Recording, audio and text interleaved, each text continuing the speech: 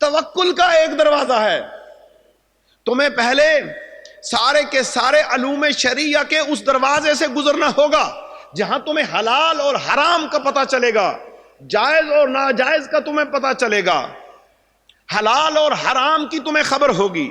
جب یہ ملے گی تو پھر اس کے بعد جب تم اس پہ عمل کرو گے تو پھر تم تقوی اختیار کرو گے.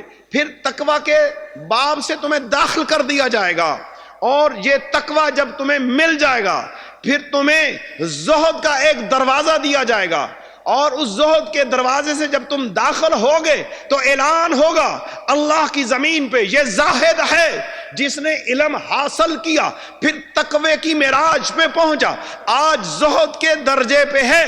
ہاں اب اس میں ایک چیز باقی ہے، اگر یہ چیز اس میں پائی گئی تو آسمانوں پہ اعلان ہو جائے گا یہی وہ شخص ہے جس سے اللہ محبت کرتا ہے. بتائیں وہ کیا چیز ہے؟ علم بھی لے لیا، تقوی بھی لے لیا، زہد کے دروازے میں بھی داخل ہو گئے، اب کیا چیز ہے؟ اعلان ہوگا کہ توکل کے دروازے سے گزر جاؤ.